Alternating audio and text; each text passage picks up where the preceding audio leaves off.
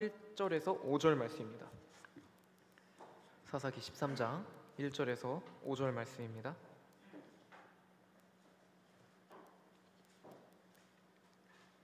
사사기 13장 1절에서 5절 말씀입니다. 우리 다 같이 한 절 한 절 교독하시고 마지막 5절 합독하시겠습니다. 이스라엘 자손이 다시 여호와의 목전에 악을 행하였으므로 여호와께서 그들을 40년 동안 블레셋 사람의 손에 넘겨주시니라.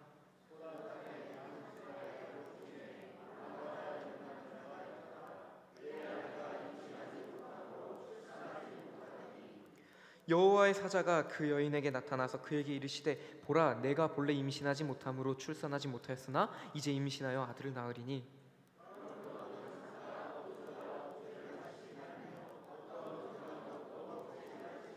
합독하시겠습니다. 보라 내가 임신하여 아들을 낳으리니 그의 머리 위에 삭도를 대지 말라. 이 아이는 태어서 나옴으로부터 하나님께 바쳐진 나실인이 됨이라. 그가 블레셋 사람의 손에서 이스라엘을 구원하기 시작하리라 하시니. 아멘. 네, 이 시간 구원하기 시작하리라 라는 제목으로 말씀을 나눠보려고 합니다. 자, 삼손 이야기 너무 잘 아시죠? 너무 유명합니다. 드라마나 뮤지컬, 영화 주제로 많이 나오죠. 근데 그 작품들을 보면요, 주로 어디에 포커스가 맞춰져 있냐? 블레셋을 상대로 삼손이 나귀 턱뼈로 싸워서 이긴 일과 들릴라와의 사랑 이야기, 또 기둥을 무너뜨린 이야기, 이런 이야기들이 주로 포커스를 맞추죠. 물론 맞습니다. 그 이야기들이 중요한 이야기이긴 하지만 우리가 놓치지 말아야 할 것은 또한 이 삼손이 어떻게 태어났는지 이 배경에 대해서도 주목해야 할 것입니다. 그래서 이 말씀을 통해서 우리가 하나님과 그의 백성들이 어떻게 언약을 맺고 함께 살아가야 하는지 좀 나눠보려고 합니다. 자, 사사기 하시면 우리 많이 들어오셨을 거예요. 사사기는 하향 구조를 가지고 있어요. 여호수아 다음 세대부터 영적으로 점점점 죽어가다가 사사기 이제 삼손이 사사가 되는 시절에는 아예 바닥을 치고 있어요. 근데 그 안에서 반복되는 상황 가운데서 또 나름의 패턴이 발견되는데, 첫 번째로 하나님께 이스라엘이 범죄해요. 그리고 두 번째로 하나님께서 그 범죄하심을 보시고 진노하십니다. 그리고 하나님은 이스라엘을 벌하시기 위하여 압제자의 손을 들어 그들을 압제하게 하십니다. 또 압제를 당한 백성들은 하나님께 부르짖죠. 그리고 부르짖음을 들으신 하나님은 그 사사를 세워 그들을 구원하십니다. 그런데 마지막 한 가지가 더 남아있어요. 그들은 다시 여호와께 재범죄합니다. 이게 사사기에 반복되는 패턴이에요. 물론 모든 사사마다 이 6가지의 패턴이 나오진 않습니다. 그러나 이러한 흐름으로 가고 있다는 거 알고 계시면 좋을 것 같아요. 근데 그렇다면 오늘 삼손이 사사였을 때 나오지 않는 게 뭐가 있을까? 1절 다 같이 다시 한번 볼게요. 이스라엘 자손이 다시 여호와의 목전에 악을 행하였으므로 여호와께서 그들을 40년 동안 블레셋 사람의 손에 넘겨주시니라. 이스라엘은 함께 다시 재범죄해요. 범죄합니다. 그리고 진노하심이 나와야 되는데 진노하심이 따로 등장하진 않아요. 왜 등장하지 않았을까? 이미 이스라엘이 하나님께서 진노하셨다라는 표현을 쓰지 않아도 될 만큼 영적으로 무너졌다. 이미 우상을 숭배하는데 너무 이스라엘이 타락했다, 영적으로. 이러한 상황을 암시하는 것 같아요. 그러한 표현을 쓰지 않더라도 하나님께서 진노하심을 우리가 알 수 있고요. 하나님이 이번엔 어떠한 압제자를 쓰셨는가? 블레셋입니다. 블레셋을 쓰셨어요. 그리고 이 블레셋을 얼마나 길게 사용하셨는가? 40년입니다. 2절 한번 볼까요? 자, 2절로 넘어가기 전에 40년 동안 압제를 당해야 되는데, 자, 40년 동안 압제 당하면 당연히 그 다음에 따라와야 될 게 뭘까요? 부르짖음이죠. 부르짖어야죠. 40년 동안 압제를 당하는 동안 이스라엘이 어땠을까? 2절 한번 읽어볼게요. 소라 땅 단 지파 가족 중에 마누아라 이름하는 자가 있더라. 그의 아내가 임신하지 못함으로 출산하지 못하더니. 부르짖는 장면이 나와야 되는데 사사기 기자는 갑자기 한 가정의 이야기로 주목을 돌리고 있어요. 단 지파 가족, 그러니까 소라 땅에 있는 단 지파 가정으로 이야기를 돌리는데 그 가정에 무슨 문제가 생겼냐? 아이를 임신하지 못하는 겁니다. 부부 사이에. 이 당시 부부 사이에 아이를 갖지 못한다는 건 굉장히 큰 문제였어요. 지금도 큰 문제겠지만요. 물론 지금은 일부러 낳지 않는 가정도 있지만, 원하지만 갖지 못하는 사람에게, 가정에게 아이를 갖지 못하는 건 굉장히 큰 문제입니다. 근데 왜 이 이야기로 주목을 끌었느냐? 이 부부의 상태가 이스라엘의 상태였다는 걸 알 수 있어요. 이스라엘은요, 이 부부처럼요, 생명을 잉태할 수 없는 환경이었습니다. 영적으로 죽어서 더 이상 생명이 없는 상황이었어요. 그리고 또 이스라엘이 빛을 소망하지 못하는 것처럼 이 부부도 아이를 임신하지 못함으로 아이를 가질 수 없는 사람이었다. 이렇게 성경은 밝히고 있습니다. 그런데요, 이 상황이 이스라엘에 적용하면 어떤 상황이었을까? 이제 사사기 삼손 이야기를 쭉 읽어 나가보면 알겠지만, 예전에는요, 나팔을 불 때, 이 적이 나타났을 때 나팔을 불면 나팔을 듣는 사람들이 다 달려가서 싸웠어야 됩니다. 사사 초기에도 그랬고요. 나중에 느헤미야가 성전을 재건하고 성벽을 다시 짓고 있을 때 자꾸만 적에 대한 압박이 들어오고 위험에 처해져 있으니까 느헤미야가 제시한 해결책 중에 하나가 그거였어요. 한 손에 농기구를 들고 한 손에 칼을 들고 주의하고 있어라. 그리고 누군가가 나팔을 불 때 담대히 싸워가서 싸워라. 왜? 하나님이 너희와 끝까지 함께 하시리라. 이게 나팔을 부는 목적이었습니다. 그런데 삼손이 나팔을 불 때 누가 반응했을까요?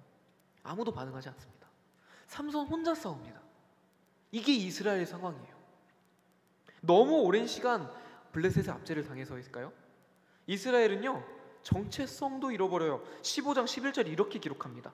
유다 사람 3,000명이 에단 바위 틈에 내려가 삼손에게 이르되 너는 블레셋 사람이 우리를 다스리는 줄을 알지 못하느냐? 내가 어찌하여 우리에게 이같이 행하느냐? 지금 스스로 블레셋에게 다스림 받고 있다고 인정해버립니다. 얼마나 블레셋에 동화되어 살고 있는 이스라엘인지 우린 볼 수 있죠. 무엇이 문제인지 전혀 분간하지 못하고 하나님의 가르침과 인도하심에 아무런 반응을 하지 못한 이스라엘, 우리도 그렇지 않나요? 우리도 때때로 세상을 살아가면서 하나님을 따르지 않는 것에 대해 아무런 감각이 없어졌어요. 죄를 짓는 것에 대해 전혀 두려워하지 않게 되었습니다. 하나님을 믿는다면서 세상 방식을 따르고 있어요. 그러나 하나님을 믿는데 세상 방식은 존재하지 않습니다. 기도하지 못하는 부부와 기도하지 못하는 이스라엘 상태는 우리에게도, 영적으로 무감각해지고 있는 우리에게도 주어지는 경고일지도 모르겠습니다. 그런데요, 놀라운 것은요, 하나님께서 이러한 상황에서 우리는 좌절되고 절망이라고 볼 수 있는데 하나님의 관점은 조금 다릅니다. 3절 4절 여호와의 사자가 그 여인에게 나타나서 그에게 이르시되 보라, 내가 본래 임신하지 못함으로 출산하지 못하였으나 이제 임신하여 아들을 낳으리니 그러므로 너는 삼과 포도주와 독주를 마시지 말며 어떤 부정한 것도 먹지 말지니라. 하나님의 사자가 그 부부가 기도하기 전에 먼저 나타나서 말하고 계세요. 근데 그 아이를 약속해 주십니다. 그리고 또 그 아이가 나시린으로 자라날 것도 약속해 주세요. 나시린은요, 하나님께서 택하신 자라는 뜻입니다. 그 혼란하고 혼탁하고 영적으로 무너진 죄악된 상황 가운데서, 그리고 단지파라는 걸 주목해야 돼요. 단지파는요, 이스라엘이 땅을 분배받을 때요, 블레셋 근처로 땅을 분배받습니다. 그때 블레셋은 철기 문화를 가지고 있어서 너무 강력했어요. 단이 그 무슨 선택을 하는지 아시나요? 그 땅을 버려버립니다. 우리가 보기에 단 어떠신가요? 성경은 단을 뭐라고 말하고 있나요? 그런데 하나님은요, 그 단지파에서 나시린을 약속하고 계세요. 부부가 없는 아이에게는, 부부가 없는 가정엔 아이를 약속하고 계시고요, 미래가 없는 이스라엘에게 나시린을 약속하십니다. 그것도 가장 보잘것없어 보이는, 가장 능력 없어 보이고 가장 우리가 생각하기에 나오지 않을 것 같은 단지파에서 나시린을 약속하세요. 그런데요, 그것뿐만이 아니라 5절이에요. 5절에 보니까요, 보라 내가 임신하여 아들을 낳으리니 그의 머리 위에 삭도를 대지 말라. 이 아이는 태어나서 나옴으로부터 하나님께 바쳐진 나시린이 됨이라. 이 나시린의 약속이 주어졌어요, 이스라엘에게. 그리고 뒤가 더 중요하죠. 그가 블레셋 사람의 손에서 이스라엘을 구원하기 시작하리라. 이스라엘에게도 구원의 약속이 주어집니다.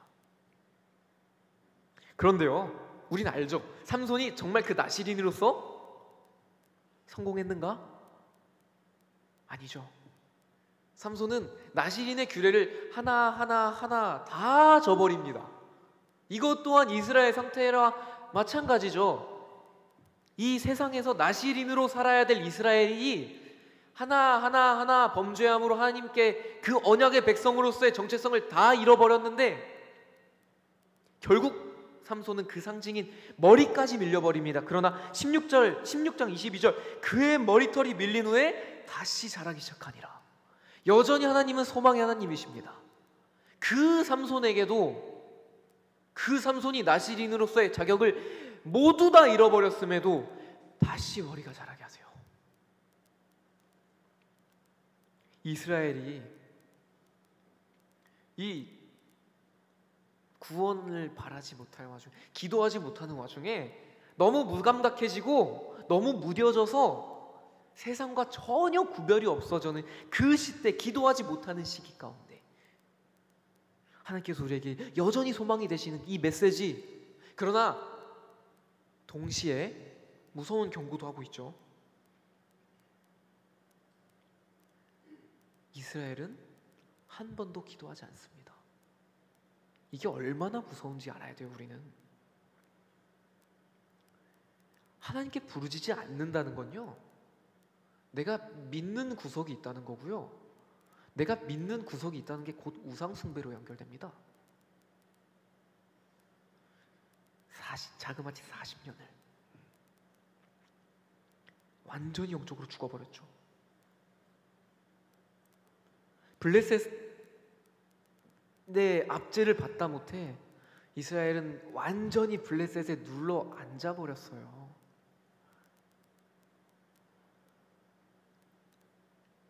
이렇게 되면 우리는요, 어려움이 찾아오고요, 아니 어려움뿐만이 아니라 좋은 일도, 우리 시점에 좋은 일도 어려운 일도 그 가운데 뭐가 중요하고 뭐가 문제이고 뭐가 핵심인지 전혀 분간하지 못합니다. 뭐가 하나님의 가르침인지 알지 못하고 하나님이 가르쳐 주셔도 들리지가 않아요. 나팔 소리가 들리지 않습니다. 마치 우리가 죽어가고 썩어가고 있는데 아무런 감각을 느끼지 못하는 문둥병과 같아요.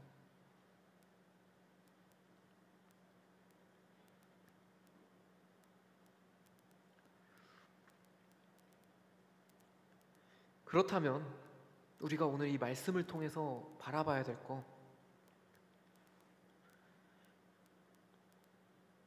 기도하지 않은 이스라엘이 얼마나 악하였는가.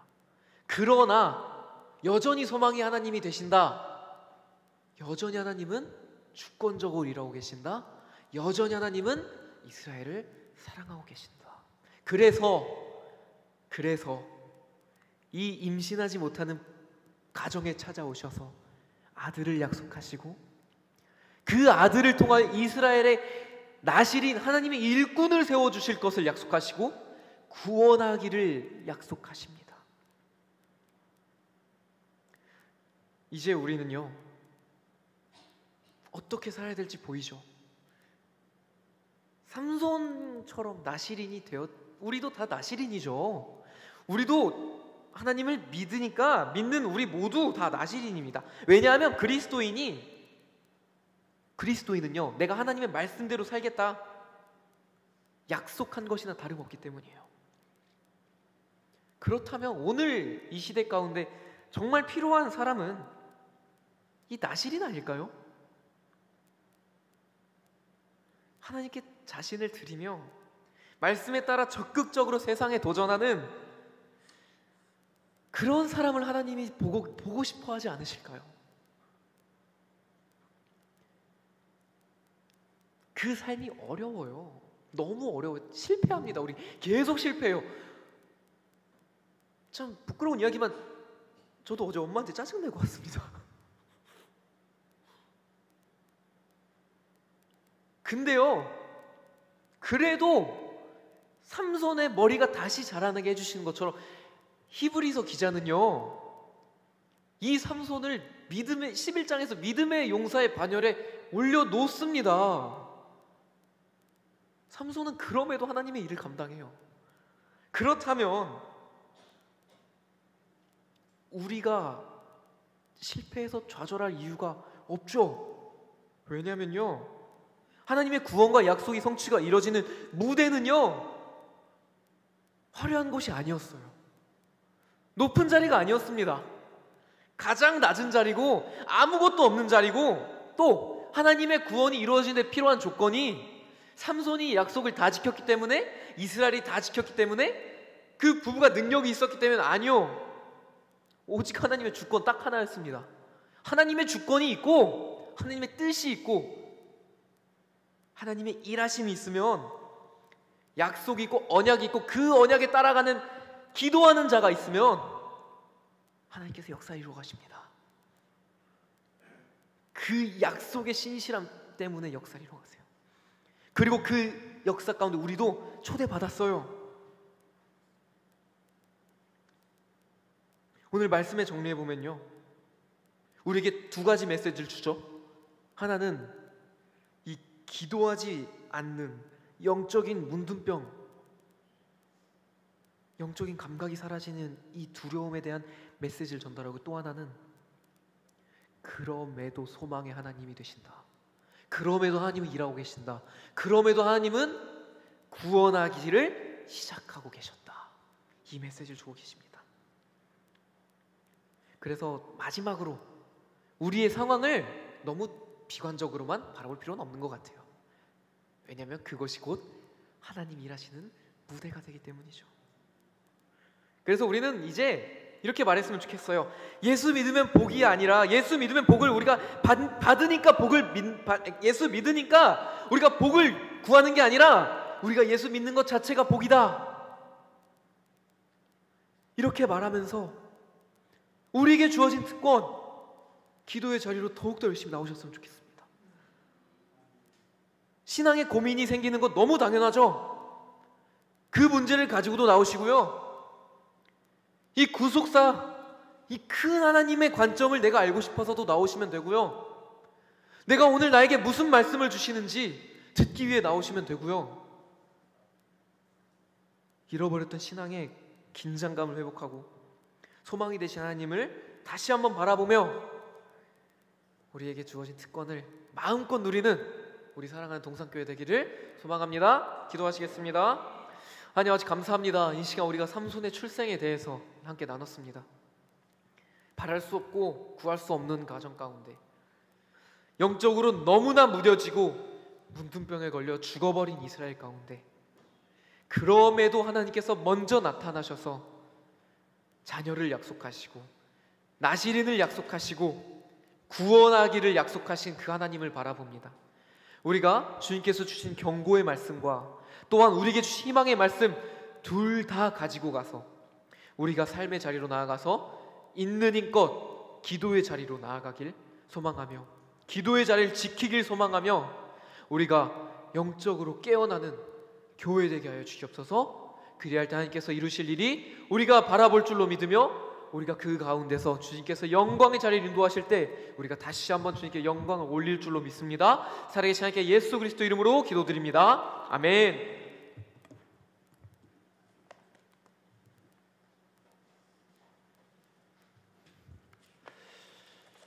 예, 교회 소식입니다. 다음 주 주일 오후 찬양 예배는 온 세대 찬양 예배로 하나님께 영광을 돌리게 됩니다. 우리 강사로 최경림 목사님께서 오셔서 찬양으로 또한 말씀으로 섬겨 주십니다. 다음 주일 오후 찬양 예배를 위해서 기도하시면서 적극적으로 참여해 주시면 감사하겠습니다.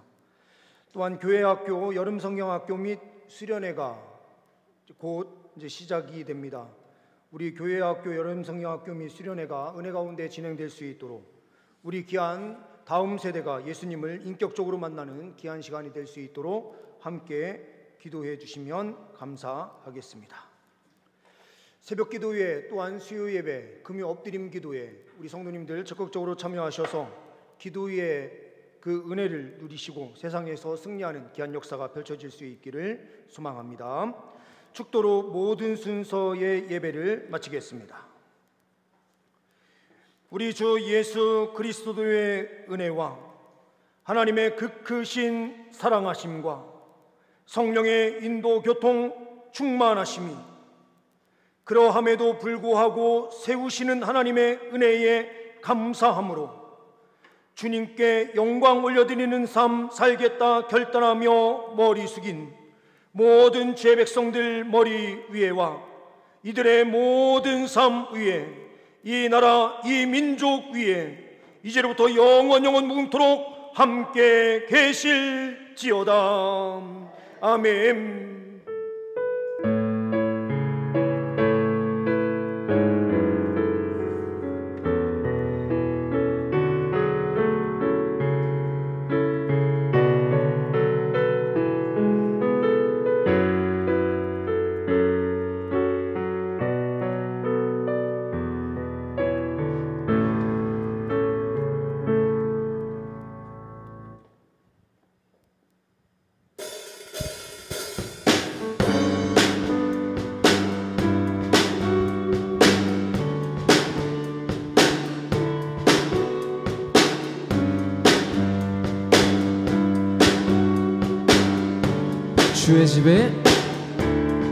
주의 집에 거하는 자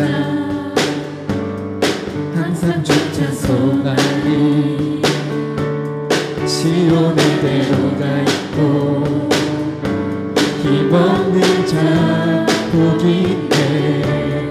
주의 집에 거하는 자 항상 주 찬송하리 시온의 대로가 있고 힘없는 자 주 얼굴 볼 때까지 집을 더덕하리. 들으소서 만군의 주 하나님 구하오니 이 땅 축복 다 들으소서 만군의 주 하나님 구하오니 이 땅 축복 들으소서 만군의 주 하나님 구하오니 이 땅 축복 for you are holy.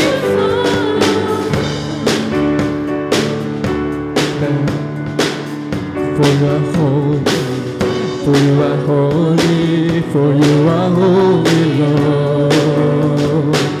For you are holy, for you are holy, for you are holy, for you are holy, for you are holy, for you are holy, for you are holy, Lord.